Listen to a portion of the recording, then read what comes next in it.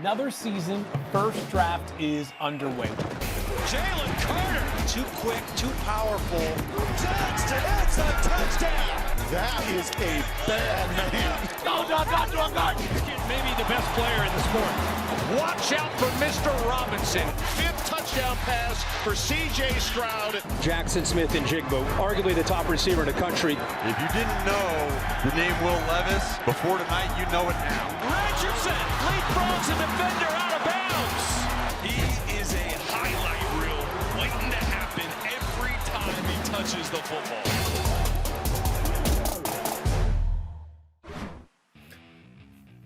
Welcome into First Draft. It is now exactly 50 days away from the 2023 NFL Draft. I am Field Yates, and as always, I am joined by Mel Kiper Jr. and Todd McShay. You see them right here. Mel on the left, Todd on the right, and we're going to dive into a lot today because the NFL Combine is now behind us. And Todd, you released your mock draft 3.0 yesterday, and nothing to see here. Pretty boring. No trades, no big moves up the board for players, no big drops by other players. You kind of kept it boring and vanilla for us this week, huh?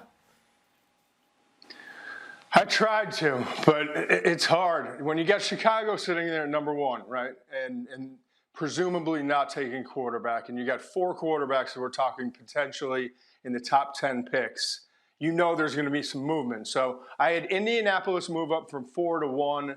And then I had another trade with Chicago moving back again with Las Vegas moving up to go get Anthony Richardson. So that, just to start things off. And Kiper was pissed at me because I didn't make a third trade for Carolina moving up to go get Will Levis. So there's a lot. Listen, we've talked about it. This draft may not be as deep as some other drafts, but the top of this draft is going to be really exciting between the quarterbacks, some of the running backs, the tight ends that we have, and then the wide receivers and cornerbacks kind of in the second half of the first round. Pretty boring, Mel, huh?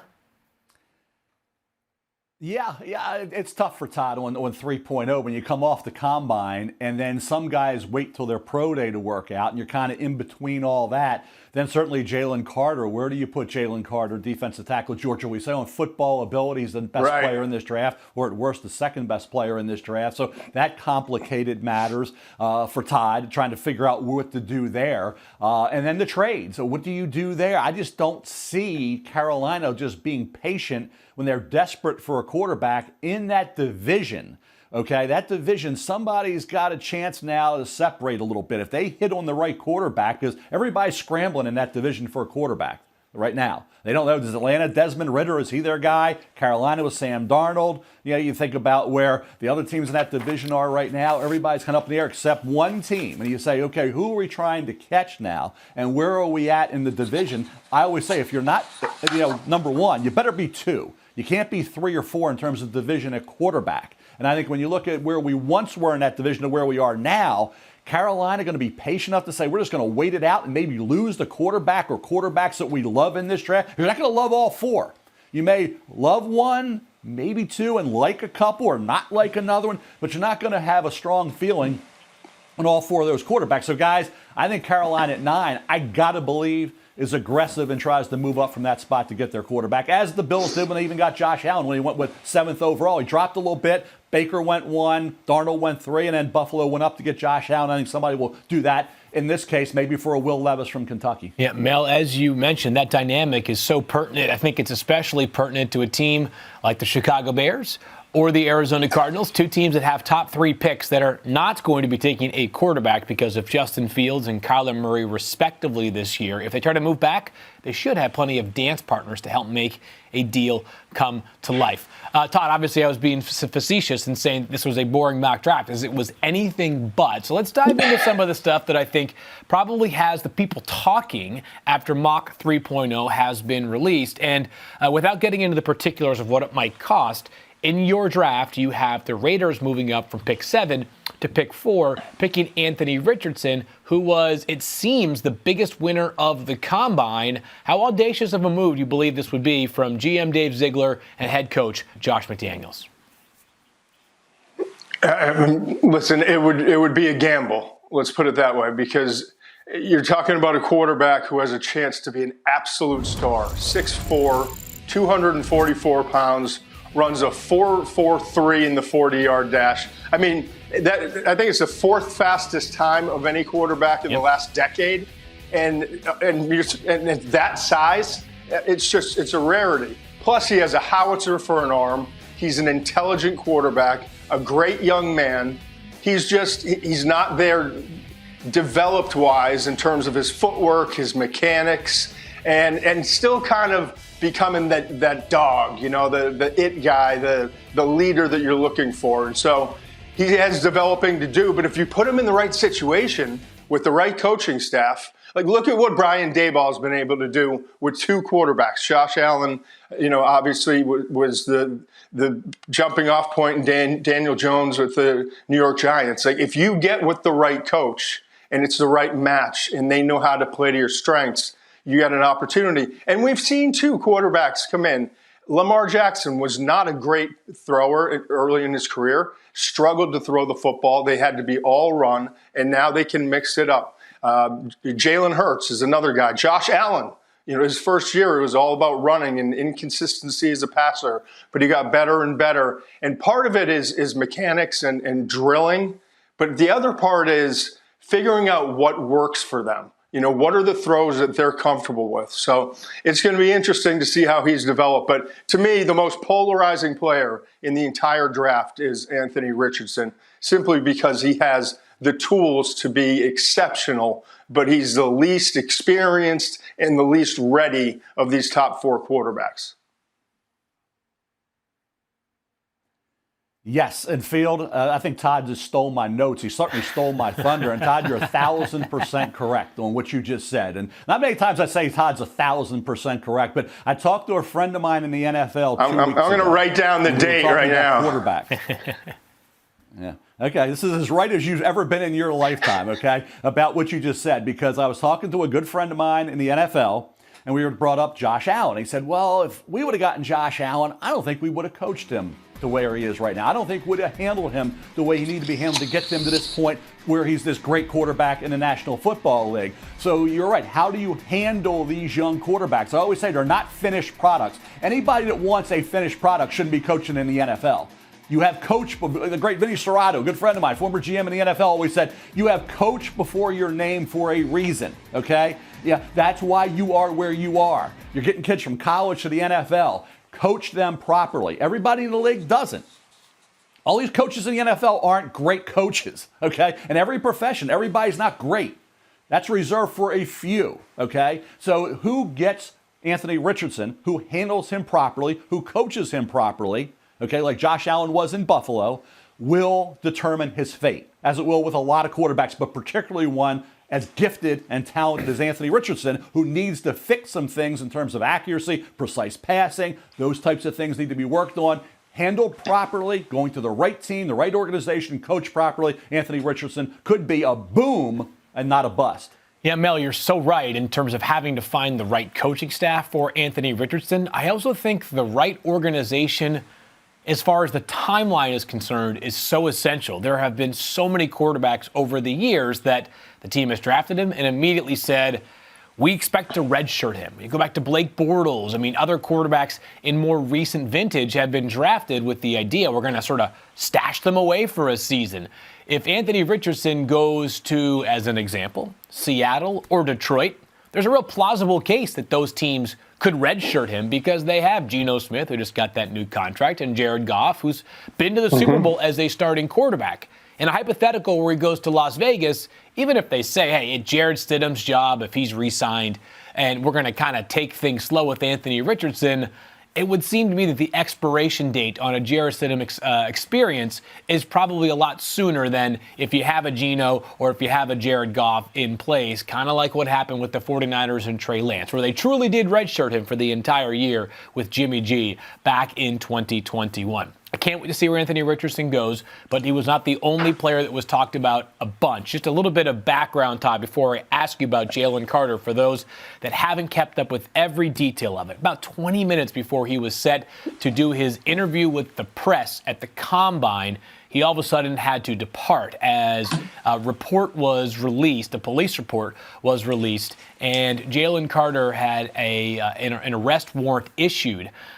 It all stems back to the incident that unfortunately resulted in the loss of not just a teammate's life, but also a Georgia recruiting staffer. Jaylen Carter was not in the car, which had those two people fatally pass away as a result of it. But charges of reckless driving and speeding in a car driving adjacent to the car, unfortunately, that led to those two deaths. And Jaylen Carter after that, released a statement saying that he would be fully exonerated, but the report led to him departing the combine, eventually returning to the combine, but only for interviews. I think it's important to just lay that all out there, Todd, because as far as ability is concerned, no one has any doubts about that, but there's a reason why he went 12th overall here. Take us through the thinking of how far is too far versus at what point is the risk worth the payoff for a guy like Jaylen Carter? Yeah, it's been interesting talking to friends in the league because no one really wants to talk about it right now because of all the legal implications, right? But there's a feeling that, hey, if he's exonerated and he can play, he's going to be a top 5 pick. And Chicago could sit there at number 1 and take him. I mean, he's that talented.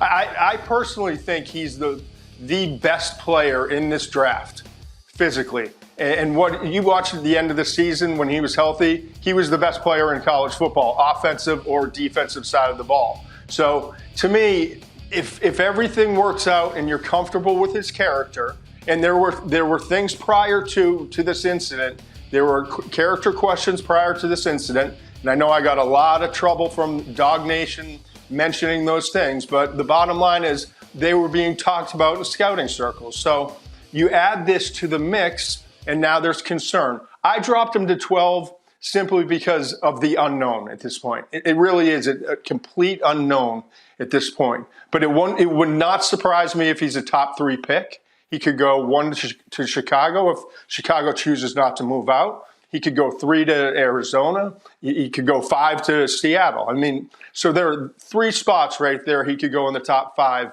if everything works out for Jaylen Carter between now and then. But if there's concern, and I think it's April 18th, we're going to find out a lot more information. And at that point, you're talking about just a couple weeks before the draft, and so it's how hard is it to make a decision when you have 2 weeks to figure out what the true information is? And so it's going to be a lot of stress on a lot of scouts and a lot of general managers trying to figure out exactly what's going on. Mel, you've obviously been doing this longer than anybody, so how would you sort of assess what those events mean to the draft stock of Jaylen Carter and how much risk taking him would actually incur?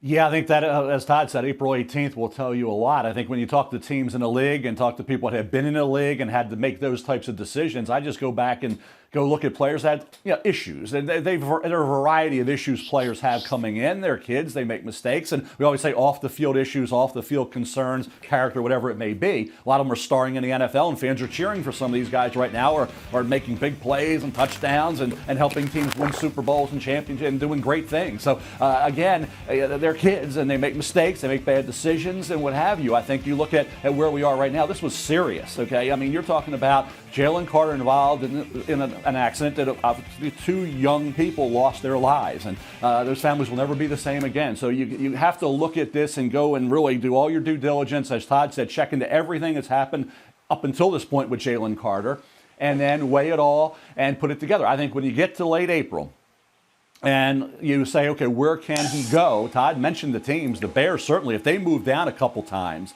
with teams looking to go up and get a quarterback, then they would be a team, certainly would feel at a palatable point in that first round where it would make sense. We need a defensive tackle, an interior presence like Jaylen Carter. You get the best player football-wise in this draft at 7, say, and you're the Bears. If you look at Seattle at 5, if they moved off of 5, even at 5 they could take him, but if they move off of 5, they could grab him. Then Philadelphia at 10, needing that interior defensive tackle. They put in a lot of money into the D-line and the O-line in terms of the first round, the Eagles do. I think that would be a spot for Jaylen Carter. So my attitude would be at this point, in my thought process, if you're going to go back to, say, Warren Sapp in 1995, he was the 12th pick in the draft. He was my 3rd, 4th highest rated player. Okay? And there were 5 busts taken before he went at 12. Laramie Tunsil went, I believe, 11, Todd. So, and he was considered a top pick and has had a nice career. Randy Moss is another one. Yeah, dropped into the right around 20, I believe, when he was the best player even coming out of high school, an elite player. And you're right. And there have been others, and it's a laundry list of names, a ton of names that we can go into over the last 45 years that I've been doing this, Todd, of players that dropped because, as we say, off the field concerns. Like I say, a lot of them became stars. So again, Jaylen Carter, I think as far as he can drop, maybe right now 10 to Philadelphia. How high could he go? I had him going 4 to the Bears in that trade before this news came out, this information came out. So, like I said, that's one we will be watching very closely between now and late April. I do think this is maybe a time to mention something that I think is important for listeners is, when Mel and Todd, anybody who analyzes draft prospects for a living, talks about a player and brings up something like character concerns, it's not done with an agenda. The job for a scout or a GM or a draft analyst is not to tell you just the good things about a player. That's the easy part, right? We could tell you the 50 things that Jaylen Carter does at an absolutely exceptional level. They pay GMs for the difficult decisions, right? They don't pay you to be the guy that has the number 1 pick in the class that Andrew Luck comes out, and you draft Andrew Luck because he's the highest rated quarterback since John Elway or whatever it was. So I think with Jaylen Carter, it's kind of a lesson there, Todd. Go ahead, Todd. To your point, I talked to a veteran scout. He said, my job used to be 70-30 scouting versus kind of private investigating. Now it's flipped. Like 70% of my time is figuring out who the person is, talking to everyone on campus, going to bars and restaurants around town and figuring out who these guys really are. Because the two reasons that you have a bust in the league, if you really look at it, 1, character, 2, durability. And you can't usually predict durability, but character, I think teams are getting smarter and smarter about. Todd, there aren't a bunch of people that at the age of 21 or 22 become overnight millionaires, but let's not hide from the fact that if you gave 21-year-old me, $20 million guaranteed, I can't promise you I would have been the same level of dedicated to whatever it was that I was doing prior to getting that $20 million. That's because I'm a human, just like all these players are. That's part of the process that these scouts are having to dig in. I'll never forget Marty Schottenheimer told me about 15 years ago. He said, you can never predict when someone gets more money, more fame, and more free time than they've ever had before in their life. Yeah. That's the hardest thing to predict in scouting. Yeah, I just wanted to mention that only because I know that, frankly, draft analysts come under fire when they highlight whether it's a skill set area of limitation or a character concern, as if you guys are saying these things to try to undercut the player's draft value, when the reality is it's a huge part of your job. If it was just about talent, it would be a much easier job. Let's move forward. Another pick that had the people talking, Todd. That, of course, was Bijan Robinson going 10th to Philly. And, the Eagles, as everybody has reminded you, not the kind of front office to necessarily do something like this. But if you look at it as opposed to the opportunity cost of retaining Miles Sanders in free agency, they could be getting a discount here at the running back spot. Yeah, listen, Howie Roseman, this is not his MO, and I get it. And every Eagles fan in my mentions has let me know, they probably won't, but it makes sense to me. You've got Miles Sanders, who's been a great back for Philadelphia, and look, the Eagles want to be a run-first team. They've got a quarterback who can run. It gives them an extra option in terms of numbers in the run game. You've got Miles Sanders, but if I can get a better, more talented running back in Bijan Robinson, who had 91 forced missed tackles last year, 19 catches, can protect the quarterback, and I can get him at a price that is a huge discount off of what I'd have to pay Miles Sanders in his second contract, why wouldn't you? To me, it just makes all the financial sense and the football sense. And so I'll be interested to see. They probably won't go that way, but I would go that way if I were the Eagles. All right, Mel, your chance. It's been And teed up. let me also say this, Mel. Okay. Like I have not talked to a team that does not have Bijan Robinson in their top 7 players. Everyone, he's either my 4th, 5th, 6th, or 7th best player in this draft talent-wise. No doubt. No doubt. Anybody that watches college football and rates players, Todd, would have to have in this draft, which isn't a strong draft. We all agree on that. I have him at 6. I'm having him at 4 or 5 in that area. In the NFL, I'm talking about that I talk to. So, like I said, I don't grade, and I keep saying this, and people always get on me about running backs. You grade a player based on his ability, but you also have philosophies on drafting and positional value. And I think for running back, and I go to your Eagles at 10, the Eagles drafted Miles Sanders out of Penn State in the 2nd round. The same year, Josh Jacobs went towards the end of the 1st round to the Raiders. They passed on Josh Jacobs. They took Andre Dillard, offensive tackle, okay? So, or guard, playing guard now as well. So they take the O-lineman, which is what they typically do, go in the trenches, passed on the running back, Jacobs, and then they got Sanders in the 2nd. That was the same year Tony Pollard went in the 4th round. He was just franchised by the Dallas Cowboys. My point is you can find those running backs. And the Eagles can find a good running back in the 2nd, 3rd, 4th, 5th round this year. You can do a heck of a job. What was Gainwell, who's a good situational back, 5th round pick. I think you need a back like Dwayne McBride, say, from UAB, 2nd round area, and there's a ton of others that you could get in that 2nd, 3rd, 4th, 5th round, and then you could address the O-line or D-line at 10, then the O-line or D-line at 30, then get the running back moving down the line a bit. So I'm with you on Bijan Robinson's grade. It will be very interesting. The word is fascinating to see who takes Bijan Robinson, who is without question a consensus top 6 player in this draft. They could drop, and we've seen it before, guys. We've seen running backs drop. We saw last year, and we see it again all the time, even with players. Quarterbacks will drop because teams say, we got our quarterback. But we see, like Sam Howell, 2nd round grade. He's there in the top of the 5th round. Washington took him. So players that are graded high will drop at other positions, not just running back, but running back in particular. The philosophy that teams have adopted that I started talking about, I think, 25 years ago about running backs. And by the way, in Field, you know this, how many running backs have been keys to Super Bowl winning teams over the last 10 years? How many 1st-round running backs can you name that were with the team that drafted them?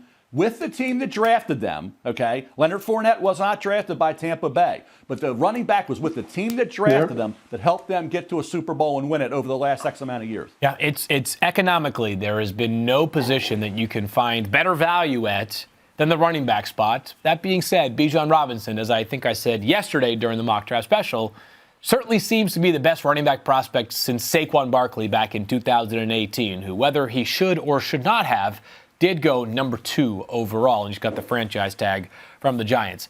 Last one of sort of the spicier picks from Todd's most recent mock.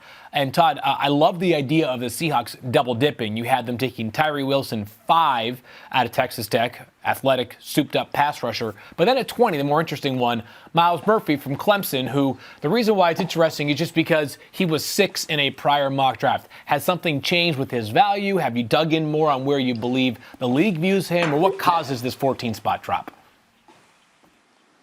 I think, listen, I like Myles Murphy a lot. I think he's got good bend. I think he was productive most of his career. I think he disappeared late in the season, and that frustrated a lot of teams just because when they needed him the most, he wasn't showing up. And you start to compare now all these other, the quarterbacks that we're talking about, the cornerbacks that we're talking about, some of the other defensive linemen that have emerged. I think that's why he's going to drop a little bit. Maybe not that far, but he's going to drop a little bit, and he's not going to be a top 10 pick like I thought he would be all along. But for John Schneider, I know this. He is looking to get more physical and dominant up front defensively. They believe that that's where they win, and they want to get back to being that dominant front.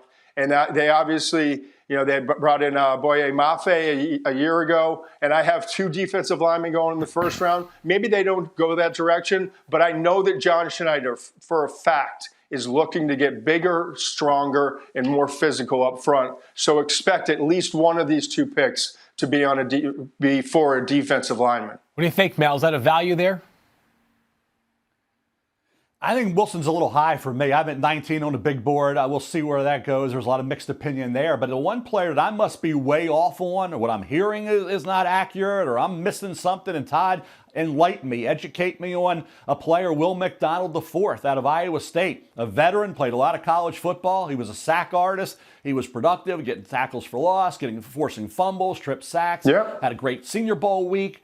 He comes off the edge. He flies off the edge. Super athletic. I saw him jump over a truck. You're talking about a guy who's got awesome talent. He does everything on the field. Did it for Matt Campbell at Iowa State. He jumped over a truck. An SUV, I guess. SUV. Didn't he field? I think I saw it. It was. You are correct, Mel. I'll send the clip to Todd. I missed the video. I missed the video. Okay, maybe that'll force him into the first round on McShay's next mock. I don't know. But the bottom line is, tell me what I'm missing. I have him in the top 10. I think he could go top 10, top 15, and be one of those picks that maybe raises a few eyebrows because people don't have him in a mock. I did. I'm always looking, trying to that curveball, surprise guy, wild card. You know that. Todd always says it's a Kiper stunt. It's really not. But enlighten me on Will McDonald IV, Todd, and why you do not have him anywhere in your mock 3.0. I have him early in the second round, and I considered him late in the first round. And listen, the more I dig in and the more I watch YouTube videos of him jumping over trucks, maybe I will wind up pushing him up. But I like him. I like him a lot as a player, and I think he very well could go in the first round. Top 10, I'm not there, but I do think he's a really good football player, and I think he's the type of guy who's going to play in the league for 10, 12 years. He's just the commitment he has, the toughness he has, and just the way he plays the game. I love the way he plays the game. I'll offer this up as a potential explanation for the variance. You guys have both talked about this is not a great draft, and the reality is that the blue chip guys tend to be viewed pretty comparably, right? If there are 15 blue chip guys, the league kind of sees that as the 15 blue chip guys. If there's 8, there's 8. Beyond that, I think opinions tend to vary a whole lot more. So maybe that's a driving force behind Will McDonald and some of these other players that you guys are more disparate on compared to where you would normally expect to see players in the first round. Now, just to quickly run down the first 7 picks from Todd's draft. The Colts, again, via a trade with the Bears. They get Bryce Young, number 1 overall. Texans stand pat. They get C.J. Stroud. Cardinals get Will Anderson. The Bears trade down again, so the Raiders are up at 4. Anthony Richardson. Seahawks, Tyree Wilson. 6th is the Lions, going with Christian Gonzalez, an excellent cornerback out of Oregon, a transfer from Colorado at a very strong combine, a total athletic freak. And the Bears finally make a pick. Peter Skoronski's got some NFL bloodlines. His grandfather played in the NFL, from Connecticut, by the way. Skoronski goes to the Bears. He would fit in somewhere along that Bears offensive line. Braxton Jones, their 5th-round pick last year out of Southern Utah, actually did an exceptional job playing at a high level as a rookie. So we're going to spend the remainder of this show, 15 or so minutes, talking about the Combine, because the Combine, of course, has come and gone. A wonderful job, as always, by the organizers at the NFL and the city of Indianapolis. No better place to have that event. And there were a lot of players who I think made themselves some money. But let's talk about guys that maybe jumped up the board. And I'll begin with you, Mel. Is there somebody that you thought, even if it's not a player in the first round, but you say to yourself, I might have seen him as day 3 or 3rd round pick, who after this past weekend has you thinking differently about him? It's DJ Turner, and I'd like to get curious to see what Todd thought about DJ Turner from Michigan. Liked him as a player. Press, played off, tackled well. The great thing, special teams guy before he became a starter, one of Jim Harbaugh's favorite players at Michigan. Only 5'11" and change, about 178 pounds, but he ran 4.26, 38.5 vertical. And this is a guy, Todd, good football player at Michigan. I thought maybe 3rd or 4th round, 4th, 5th round. I'm thinking 2nd round maybe. How's the guy with this type of talent, that type of work ethic, versatile player, can help you immediately on special teams, nickel back, dime back. I mean, come on. You think DJ Turner right now is a solid 2nd-round draft choice based on that 40 at the Combine? Yeah, I do. I do. And at that position, there's no position that's more important when it comes to measurables. And obviously the length might not be there, but the speed is there. and the toughness and the way he plays and his football intelligence. I remember sitting down with Jim Harbaugh this year, and he was one of the first guys that he mentioned in terms of guys that just get it, just have the instincts and love the game and have the leadership and everything you look for. So I think between the interview process, the workout that he had, the tape that he's put on there at Michigan, I think he's got a really good chance of going round 2. P.J. Turner running well, no surprise there, but good to see him maybe moving up the board with some of his performances. Anybody else, Todd, that sort of stands out to you as a guy that moved up the board because of what happened this past week? And we're talking about guys not like Anthony Richardson, who we already thought had a chance to be first-round picks, who maybe cemented that status after this past week. Right. Listen, one guy I will say in the first round, Nolan Smith, the edge rusher. I didn't know what to expect coming out of Georgia. Had a great 2021 season. He thought he was going to be a star in 2022. Has the pec muscle injury and winds up missing most of the season. So we didn't know what to expect. He comes in, and the numbers that he put in, I'm just looking here. Let's look.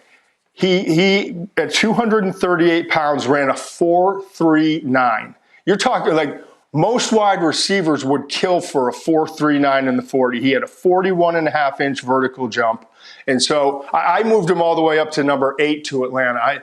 When you have a talent like that, I don't think you go very far in the first round. But other guys, Zach Kuntz, the tight end, I thought coming out of Old Dominion, he's 6'7", 255 pounds, ran a 4.55, and really looked good in drills. I think he, in a tight end class that I've got 5 guys in the top 50 right now, Mel.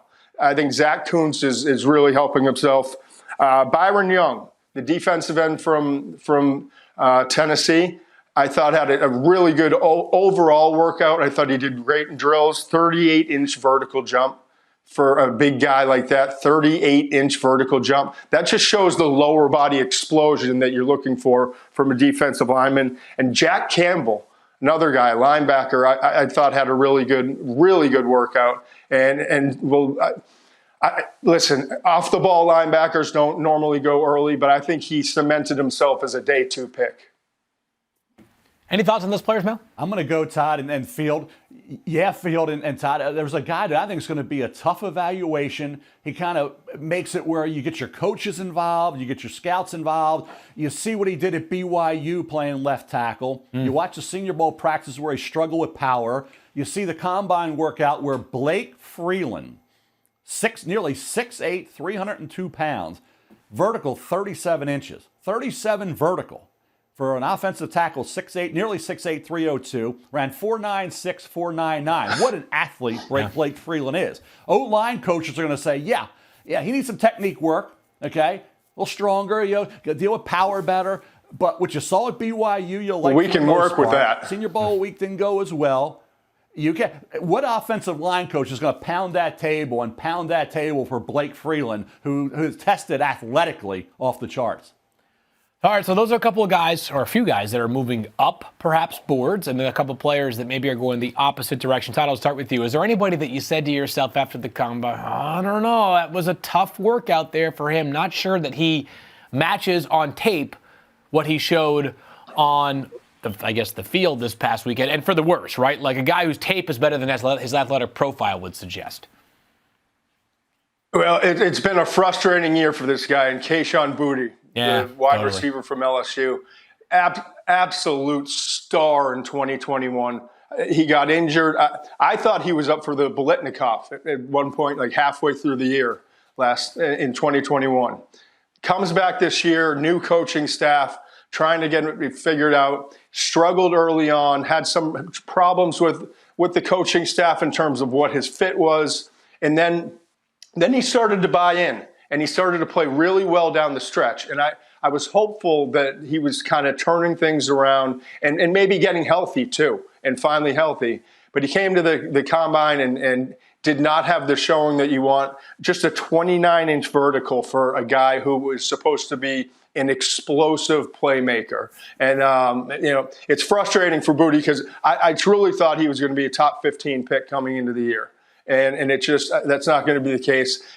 I think he's probably, Mel, and you tell me, probably in that late second round range now with all the other wide receivers. Then another guy, I would say Mike Morris, the defensive lineman from Michigan. I expected more because I had heard he was a good workout guy, but he ran a 4.95 at 275 pounds and had just a 28.5-inch vertical jump. And Mike Morris is a really good football player, but just did not have the workout that I expected to see, and I think it's going to wind up hurting him. All right, man, I'll let you wrap it up in terms of I'm with you on Morris. Okay, go ahead. Yeah, I just echo what Todd said. When you come out early, you got to know your measurables, and you got to be ready for that because that's going to be an important part. You have 1 year of sack production, 1 year of overall production for Mike Morris, and I think somebody's going to roll the dice on him probably late day 2, maybe. I thought he could be a second-round pick before the workout, so I think he will send you back to the drawing board as well. Anybody else that went maybe backwards this week in your estimation, Mel? No, I thought, you got to be careful of doing that type of thing, because you look at it, and normally a Brian Branch is a great example of that.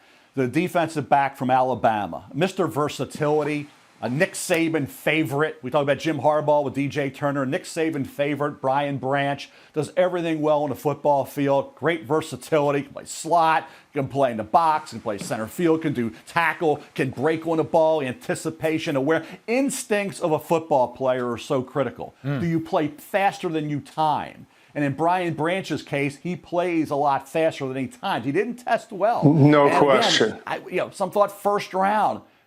He did not. And I think first round, is that out of the question now when we thought he could be? I didn't have him in mock 2.0. Probably won't have him in 3.0. I don't know, Todd, did you have him in 3.0, Branch? I did late. Yeah. I did late. I put him in late. But I struggled with it. Right. So he's a guy that, again, the combine, you like a kid, you say, boy, I really think Brian Branch is going to fit what we do. Do you change your mind? I don't think so. I really don't think you can. Actually, you know what, Mel, you know what? I'm looking down. Mm-hmm. I'm looking down now. I lied. I was going to put him in late to either the Chiefs or the Eagles, and I decided not to, simply because the measurables just didn't match up. Yeah, I was thinking I had it like, and he'll be a heck of a second-round pick if that's the case. Yeah, he'll be a heck of a second-round pick, Field and Todd, if he drops into that point. We'll be talking about him on night 2 of the draft, and he'll be one of the top guys we'll probably be highlighting if he's still on the board. Todd and I will say, Brian Branch, you got to get him, because for today's game, you need versatile, smart, consistent football players that are super well coached. Keep in mind, Nick Saban's forte is everything football, right? He's a Hall of Famer, best ever. But defensive backfield is his specialty. If you say, what does Nick Saban do? And to be coached by Nick Saban and have Nick Saban rave about Brian Branch's football aptitude and football IQ and the way he played speaks volumes. So to your point about the combine doesn't equate the type of football player Brian Branch has been and will be in the National Football League. I remember standing on the sideline with Rick Spielman, the ex-GM, the longtime GM for the Minnesota Vikings. And we were just standing there watching the game against Mississippi State. And we both kept looking at each other like, this guy's different. Branch is different. Like, he's the guy on this defense. And so he's a better football player than a tester, and we see that all the time. And you're right. Some team is going to get a steal with this guy, and he's going to wind up being, I think he's going to be a Pro Bowl type player one day. One of the best, if not the best, safeties in this year's class. We're going to wrap up this show by Mel going off script. This is the point where Todd and I cede the floor. Mel, it is yours. Take it away. It's funny because Bryce Young, we have talked about a lot. Todd said I love him. He's Mahomes. He's Steph Curry. And I said, well, he's the ultimate outlier, right? At 5'10" and a quarter, 204 pounds. We thought it would be 195 was my bar. I look back and I don't know, I was born July 25th, 1960, okay? Bryce Young was born July 25th, 2001. He's QB1. We share a birthday. Bryce Young had a heck of a career. He's the ultimate quarterback in terms of processing and instincts for the position. We have lofty expectations for Bryce Young. I went back. You talk about an outlier. I went back, and I've been doing this now 45 years. I went back to all my books to 1979. I found, guys, Field and Todd, I found a quarterback. Jim McMahon in 1982. Todd was 5 years old in 1982. Field Yates was 5 years before he was born in 1982. And Jim McMahon, guys, was the 5th pick overall. Todd was 5. Field Yates was 5 before he was born. And McMahon was the 5th pick in the 1982 draft at 6 foot and change, about 180 to 190 pounds. Jim McMahon went behind Art Schlichter, who went 4th overall to the Baltimore Colts. Mistake. He went 5. McMahon had the higher grade. In my estimation, McMahon became a Super Bowl winning quarterback in 1985. So there's one guy who won a Super Bowl at a height and weight, not the height, he's a couple inches taller, but when you put it all together, Jim McMahon would be the one. You know the sad part is Mel actually did go through every single book going back 45 years. Of course he did. And then he Wikipedia'd both of our birth dates and put it all together. Kim did. That's research. I'm impressed now. Well done. Well, no one can ever question your preparation. Correct, Todd. I did. That's impressive. I love the 5. Right, keep going, 5 Mel. for Todd, Keep going. 5 for Field, and 5 the 5th pick for McMahon. Let me keep going. And the one other thing, and I'll end it on this. There's a lot of, I've always called them diminutive dynamos. This is kind of the Bryce Young category, right? Diminutive. We have them at all, and I'll get my sheet because I know I'll miss somebody. All right, start out with Bryce Young. How about Deuce Vaughn? What was Deuce Vaughn, running back Kansas State? Like 5'5"? Yeah, heck of a player. Lionel Little Train James came out of Auburn as like a 5th-round pick, had a really good career in the National Football League. We know about Darren Sproles coming out of Kansas State, what he did, a Hall of Fame type of player. Okay, let's go to Zay Flowers. Our guy Zay Flowers, Todd, out of Boston College, another diminutive dynamo, phenomenal player, probably a 1st-round pick. But then Peter Skoronski doesn't fit the physical prototype from a size standpoint, an arm length standpoint, but Peter Skoronski, a heck of a player. Grandfather played, Bob did for the Green Bay Packers, and Vince Lombardi on those championship teams. You go to Kalijah Cansey, defensive tackle Pitt. What's he, 6'1", about 280. He's a guy explosive into the backfield, doesn't fit the physical parameters for some teams. And let's go to Ivan Pace Jr., linebacker at Cincinnati, formerly from the Mid-American Conference. Heck of a player, instinctive, doesn't fit physically necessarily. And then the splendid splinter.